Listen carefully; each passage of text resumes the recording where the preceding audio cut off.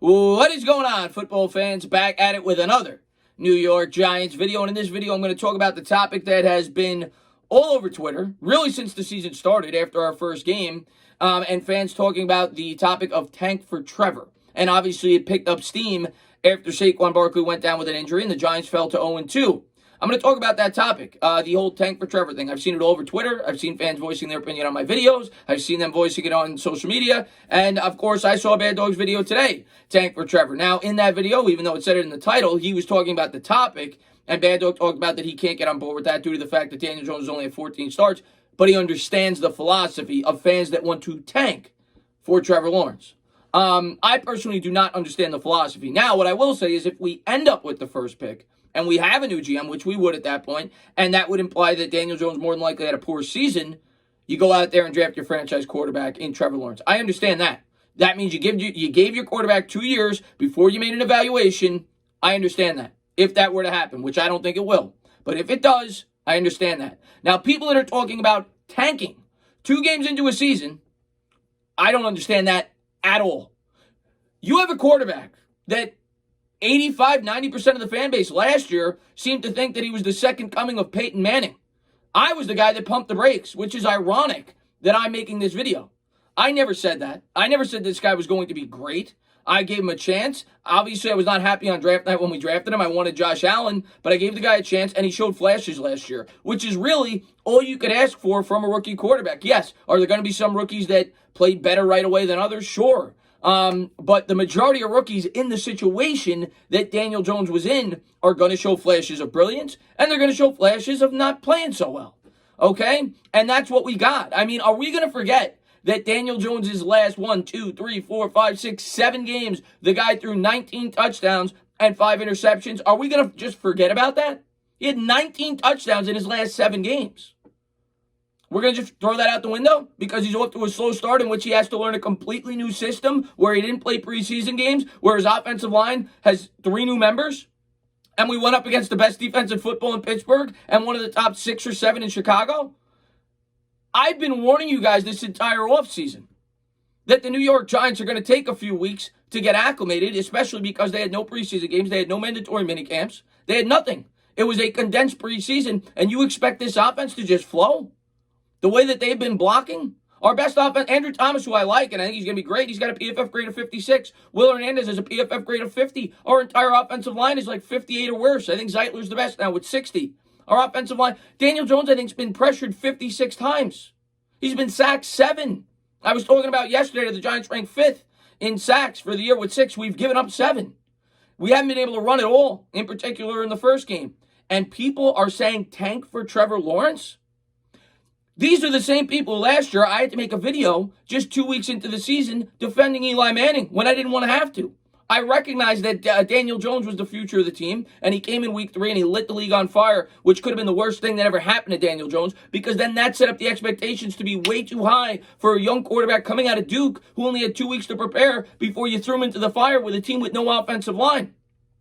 And he had a great drive. He had 4 games last year in which he had 4 touchdowns or more if you include that game in which he had 2 rushing. 1 in which he threw for 5. But we're going to tank for this guy. We're just going to give up on him.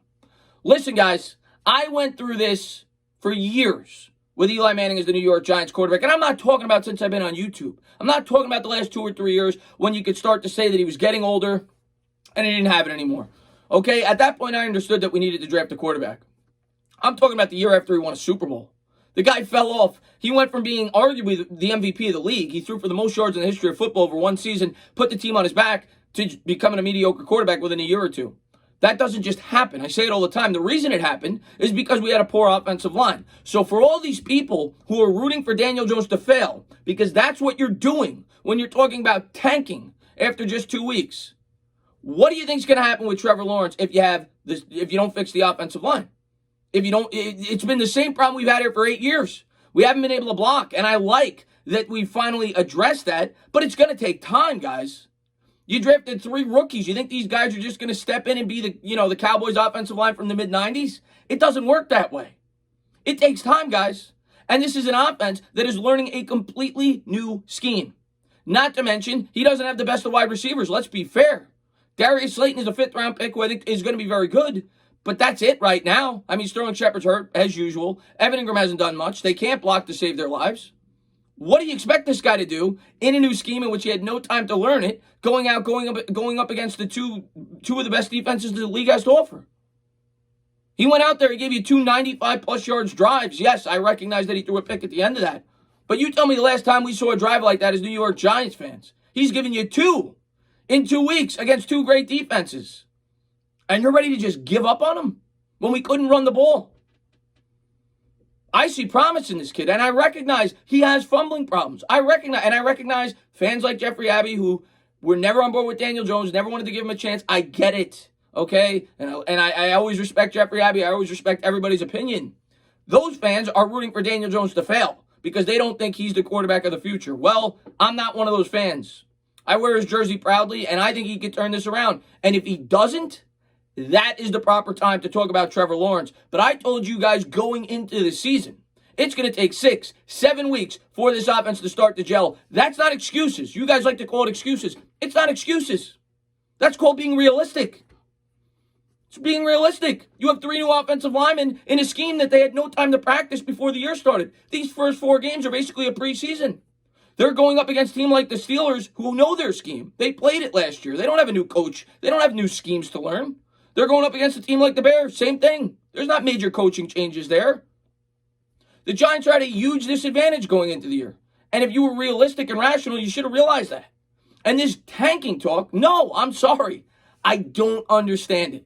If you're talking about if we finish, in the hypothetical scenario, we finish with the first pick, you want to take Trevor Lawrence, that's a different discussion. That's not tanking. The definition of tanking is intentionally losing or rooting for your team to lose, so you get the first pick just 2 weeks into a season. Have we become that pathetic of a fan base? I mean, really, have we become that pathetic of a fan base? And I recognize that we're all frustrated that we're not winning games. But constant turnover is not the way to do it, especially when you had a quarterback who showed promise. Eli Manning, his first year in the league, had one of the worst rookie years of all time.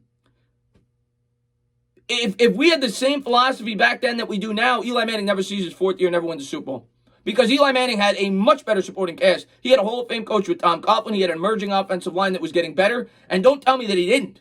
Okay? I saw Tiki Barber led the league in rushing behind that offensive line. They could block in 2005. They could block in 2006. They blocked in 7. They blocked in 8. That offensive line was getting better, and they reached their pinnacle by 06 or 07. But they were definitely much better than this unit. Eli Manning had a much better supporting cast to enter the league. And if he entered this one, these same fans would be calling for Eli Manning's head, the same quarterback that won you 2 Super Bowls. And I'm not saying Daniel Jones is going to do that. But to only give this guy 14 games, and he hasn't even played a full season's worth of games, and he's already had to learn 2 different systems, and these same fans were the same fans that rushed him in before he probably should have. 2 games into the season when you had a guy that could have manned the fort for half the season, Eli Manning, and he could have sat, he could have learned, and that could have helped his progress. But these same fans who wanted to rush him in just 2 weeks into his career are the same fans that want to rush him out 2 games into his second season. I don't understand it. And it's what I talk about when I talk about patience with New York Giants fans and New York sports fans in general. Constant turnover is horrible. You should be rooting for your current quarterback to get better week in and week out. That's my mindset, at least. And I'm never scared to share my opinion. And I think he's going to. I think it's going to take 4 or 5 weeks. I've said that all along. This offensive line needs to get accustomed to the scheme. Daniel Jones needs to get accustomed to the scheme. To expect him to just pick this up like that. Aaron Rodgers, look at the difference from last year to this year. I've said it in my videos. Under LaFleur's system, you're talking about one of the greatest quarterbacks who ever lived. The guy struggled last year. He was a game manager. Second year in the system, he's picked it up. Now he looks like the MVP of the league. Look at Josh Allen. Took him 2 years to get it going. Now he looks great. The Bills were patient with him. They fixed the offensive line. They got him weapons. And now in his 3rd year, the guy's putting up MVP numbers. But you want to give up on Daniel Jones after 14 starts? In which you rushed him in 2 games into his career when you had a guy that is a Hall of Fame quarterback that could have mentored him for at least half the year that we were paying $20 million.